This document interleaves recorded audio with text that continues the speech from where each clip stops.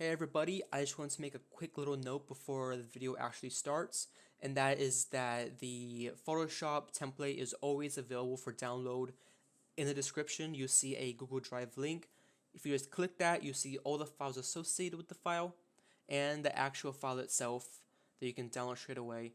And two, the video starts, so a little background as to why I'm making this sort of banner. And I'll have in the description and in the comments the time skip for when the actual tutorial starts, so make sure you check that. Hello everybody, welcome back to another Photoshop tutorial. Today's tutorial is going to be a banner, such as one that you put in an info channel or for announcements, and it's going to incorporate a style that seems to be very popular amongst a lot of Discord communities. And what that style is it's a single wallpaper-like image that just drops in, has a stroked banner, has some text, and maybe blurred backgrounds and a few particle effects. And let me show you a quick example of what I mean. So I'm going to quickly do create new, and let's do something like this. So this would be our frame right there, and then we'll grab a wallpaper image, drop that in, create a clipping mask, transform that, and then we'll resize it to fit the frame. And while this certainly isn't a bad design, it's in my opinion pretty lazy when there are so many other options out there that you could be doing. And then we'll do a stroke. Now this is just a quick mock-up of what something like that might look like. Let's give it a pinkish corner. Let's do a filter, give it a little blur.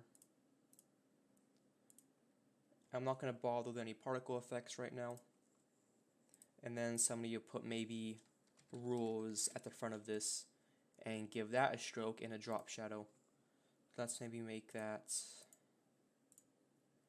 this color, make it Tokyo font, of course. That's my trademark font. Let's increase the size. No, this is not the actual tutorial. I'm just giving you a quick look into what a design is that you should not be doing, and one that seems to be pretty popular just about everywhere in Discord. Then they'll maybe do one of these. Now this is a pretty lazy mock-up of that, so it's not the perfect representation, but it gives you a sense of what seems to be dominating the Discord community. Something like that, and they'll just drop that in for every single channel.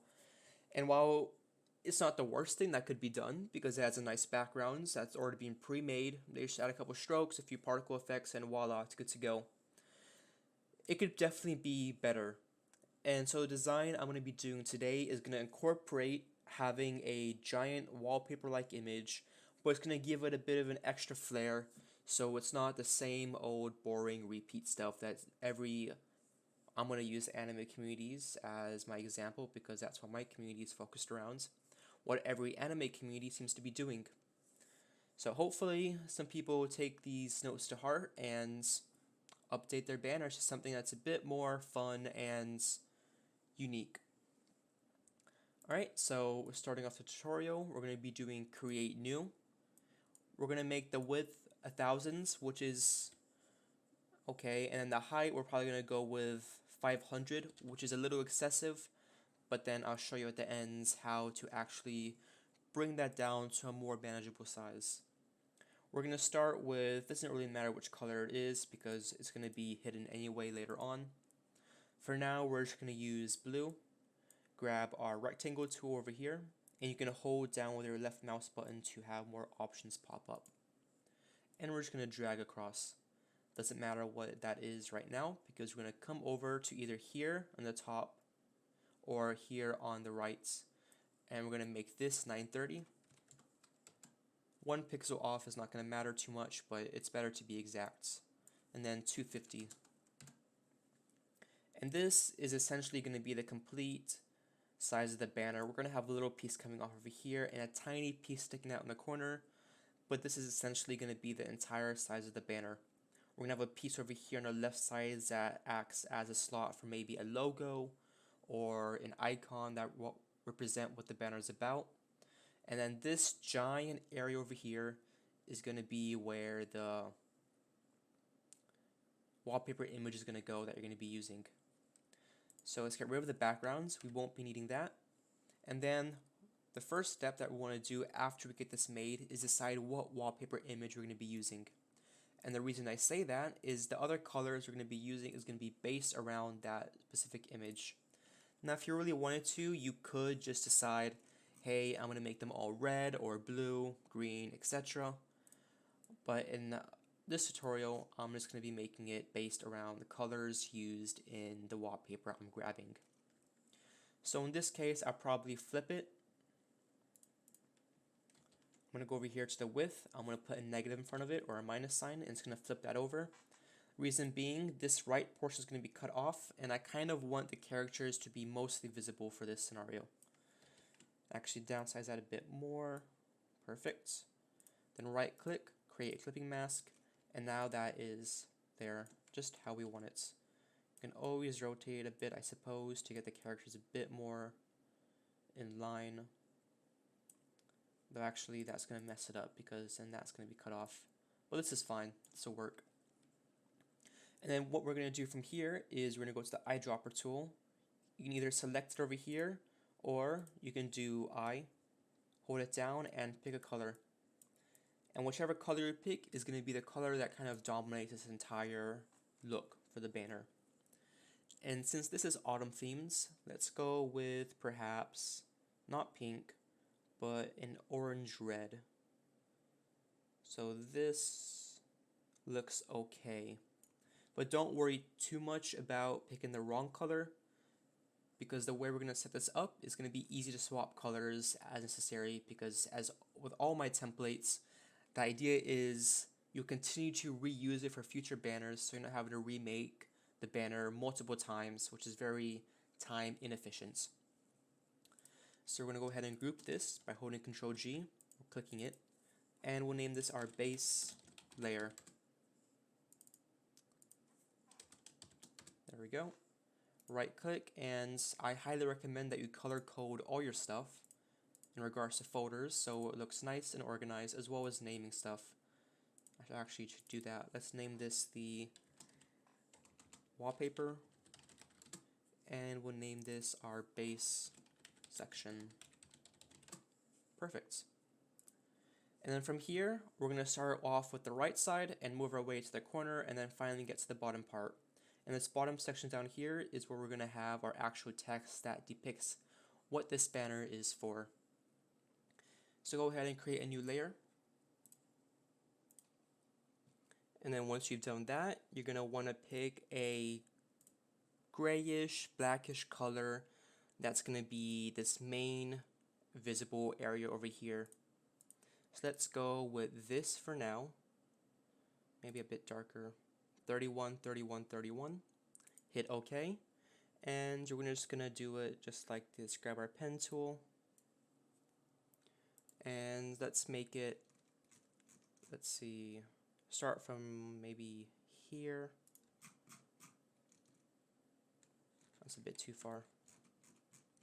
Let's start here. And we'll go down to about maybe here. That's a bit too much of an angle. This might take a little bit of practicing around to get the angle that you really want to use. That should be fine. And then we're just going to do shift click over here. That's going to keep the line straight. Though if you're clicking right the pixel anyway, it doesn't really matter. It's going to be straight anyway, but I'm holding shift just in case. Click again. I'm going to do right click, make selection, hit OK, shift F5, color this one, OK, OK. Now alternatively, you could choose instead of path, you could choose shape, but I learned it the pathway, which is inefficient, but it's hard for me to swap over to the more correct method at this point. So that's kind of how I'm going to keep doing it. And actually, looking at this now, I feel the shape is a bit too small, but what we can do with Photoshop is we can drag this over a bit, and then since this is just a big ol' rectangle, we can grab our rectangular marquee tool, go from corner to corner, and then Shift F5, color once again, and there we go. We now made this shape a bit longer, which is perfect. And I think, yep, that's as long as I'm going to need it. We'll group this, and we'll name this the left side. We'll make the color, say, orange, and we'll call this the base layer again, or base section. Unoriginal, but you know what's what when you need to find it. Cool, and this is where our color that we picked out is going to come into handy. Now, I'm already feeling bad vibes from this color right here because it feels a bit too passive, I suppose, but it'll be easy to swap if we need to, so it's not a big deal. Let's make a new layer, Control G, and we'll name this the edges, or just the edge, I suppose. We'll go over here, grab our rectangle tool, make sure the fill is of that color, so just double checking, yep it is. And we're going to come over to the corner,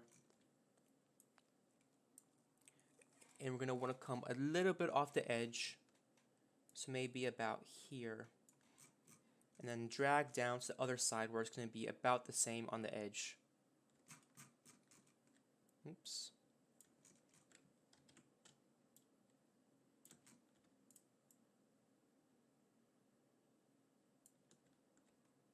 Perfect. So I'm going to go at about 6 pixels off, and then we're just going to make the rest of the rectangle the same size all the way around. There we go, 80 by 80. And this right here is going to act as our little corner piece. What we're going to do is right click, rasterize layer, grab our pen tool, go from corner to corner,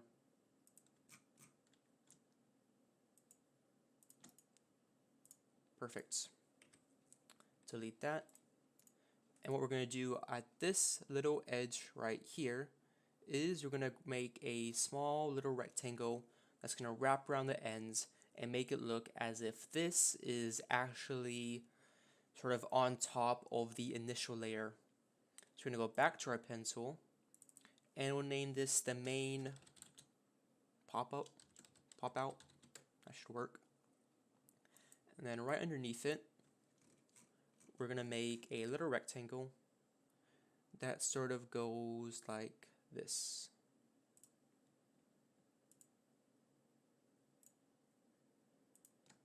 Make selection, hit OK, Shift F5, color, and then what you want to do is not use the same exact color because the idea is this is behind of it, hence it has a shadow being dropped on top of it. So we'll be using a darker shade of the same color. It might be too dark, we'll see in a second. Then deselect. And nope, it's perfectly fine. Now if you look at this now, it looks as if it's a bit more 3D and it's actually popping out of the frame, which is perfect. Now there's one more effect you're going to actually use, and that's going to be a drop shadow. And what this drop shadow is going to do is going to finalize that 3D look that we were looking for at the edge. So go to the main pop out, blending options, drop shadow, and we're going to want to keep it at -90 degrees for this corner. Distance you can move around a bit. I'm probably going to go down to maybe 2 or 3. So let's try 3. That's better. For our spread, we're going to reduce that. We don't need it so high. And then for our size, that's going to get bumped up a little bit so that the shadow doesn't look so well organized. We want it to be a bit blurred on the edges. And I'm actually pretty content with this. I'm actually dropped the opacity a bit more though. That's fine. And now that is perfectly where we want it to be at. Now this is where you have two options. One, and I recommend you take this course, is you go to this right side and delete this shadow by rasterizing this layer. However, the problem then arises that, hey, you now rasterize the layer with a shadow, so if you try to color overlay it, now the shadow is also going to get color overlaid. And this is where a little handy dandy trick comes in that I always love to do. So I'll grab this edge, not do that, do Control J, I'll name this as edge backup. I'm going to hide that, bring it down here, Control G, make this all gray, and this would be our backups. And now if we ever want to make edits to this in the future, we have a backup pre-raster that we can go back and edit the color of without having to deal with overlaying color onto a shadow. So I'm going to assume that this is the color we're going to be using, and looking at it now, I'm actually pretty content with it. So I'm going to rasterize this main pop out. And then I'm going to come to these edges and delete the shadow, because I don't want anything coming out past this border right here. So delete that. And the same with the bottom, we don't want anything coming out over there, so that's deleted. And now our shadow is only dropping down in that direction, which is perfect. So that's our first corner. And since we have this corner made, we can actually skip ahead a little bit and go do the other corner, just so we have both edges done. And let's make this maybe red, and we'll name this the other corner. I'm going to do Control T, drag that around, hit OK, bring it over, make sure it all lines up as you intend it to be, and there we go, perfect. Now this one has a drop shadow coming down and it's lined up, and this one does as well. So both these corners are done, and we're getting pretty close to actually completing this design. So we're going to go back to our base section now, and we're going to add a couple little lines coming down, first vertically, and then we're going to tilt them a bit at maybe a 15-degree angle. Let's see how that's going to work out. So base section, we're going to make sure we're still using our original color, create a first line here, maybe at about this size, that should do it.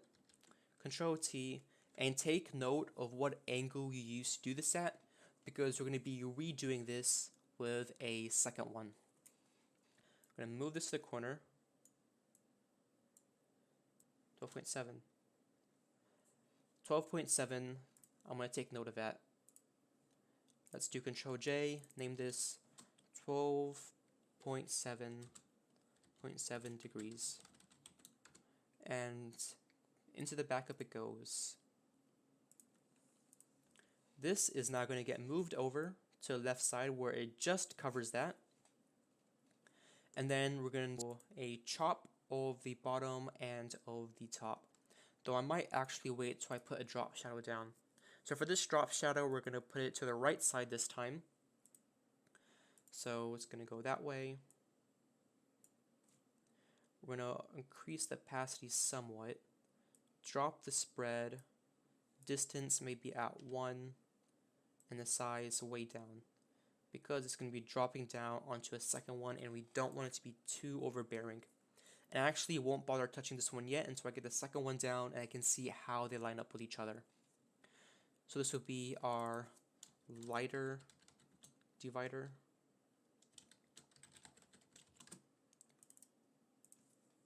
There we go. This will be our darker divider.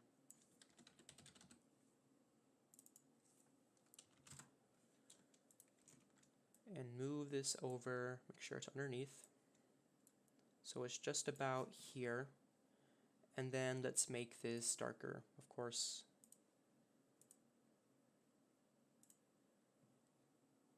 There we go, that should work. And I'm pretty content with that drop shadow, I think. That should be fine. Let me tinker around with it real quick. I get the irony of it. I say it's fine, then I said I would tinker with it a bit, but I made a few minor changes so it's a little less overbearing. So these are the new settings for it. So I'm going to hit OK. Copy that, paste it onto the darker, just so they're matching. Actually though, no, I'll keep the darker dark because I want it to be a little more visible for this base layer here.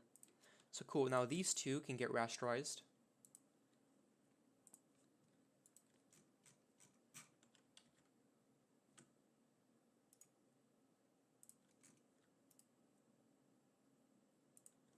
Then we can delete the tops of them. Delete that, and go to the bottoms and delete those two.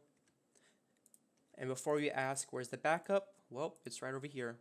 We already have backups for it, and we have the degrees just in case, so that's already good to go. Now this is done, and we're on to the last few steps now. We're gonna go ahead and make a couple shapes right over here. We're gonna add the logo, and then we're gonna add in the bottom section, and it's good to go.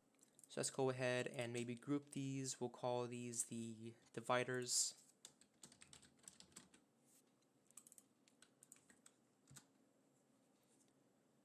Now I know what some of you are probably thinking. It probably would be more efficient to just go to the base layer and drop these down as a layer, a clipping mask over to the base section, and that'll make editing again in the future easier.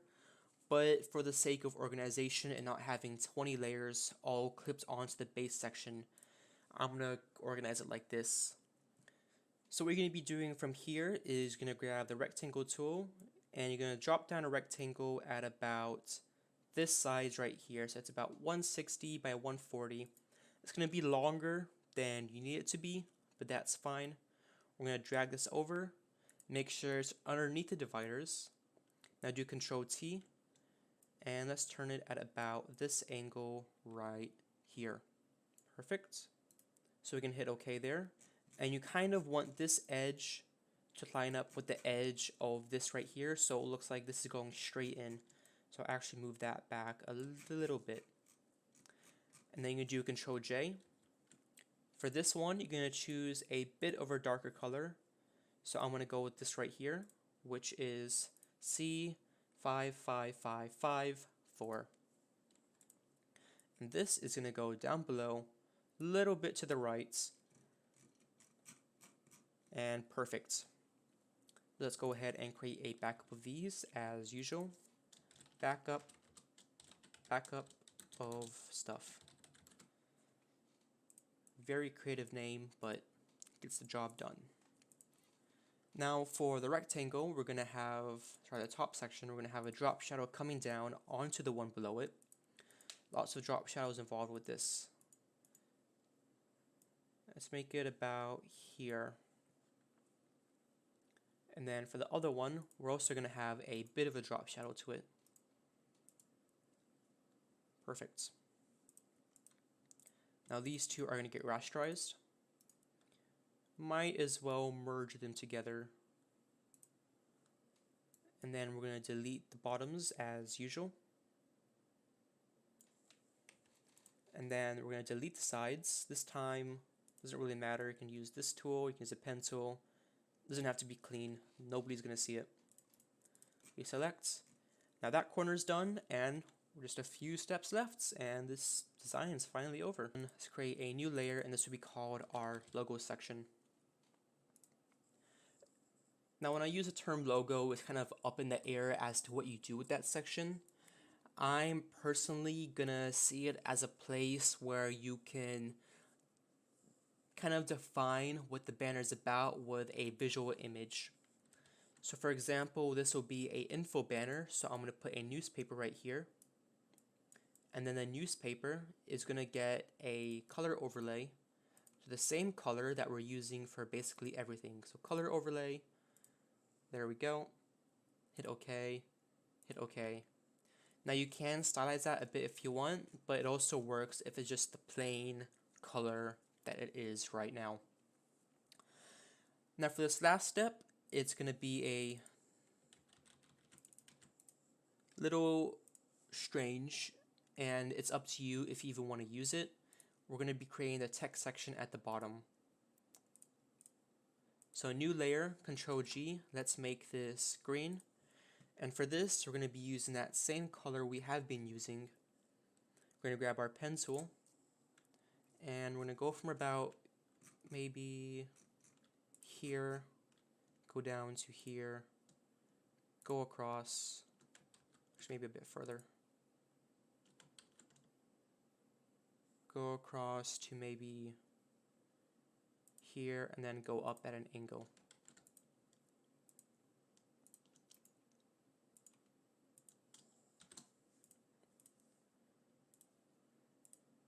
Now this is just a very simple style for this sort of thing, and it's kind of, I use this a lot, but up in the air as to how you want to eventually do it.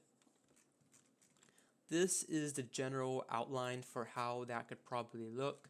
You can have it pop out more, pop out less, move it all the way to the corner, leave it over here. Actually, it might look better at the corner, so I might just do that. But then inside of that, you just drop in whatever text that you have. Let's call this space section once again. New layer, and we're going to drop in our text. Let's make it white. This would be info, or maybe server info.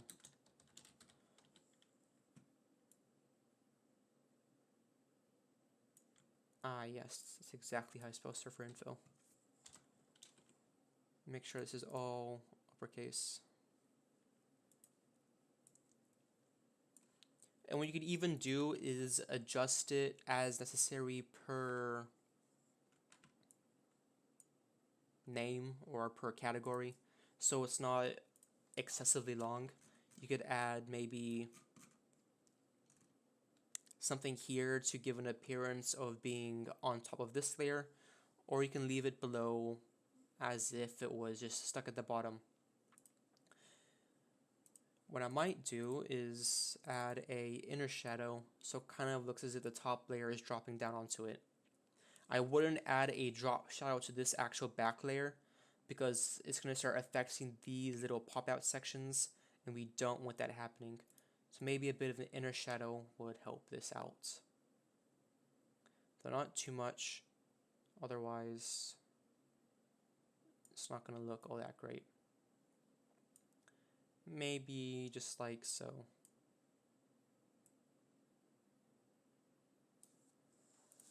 It's up to you how you want to approach the bottom section.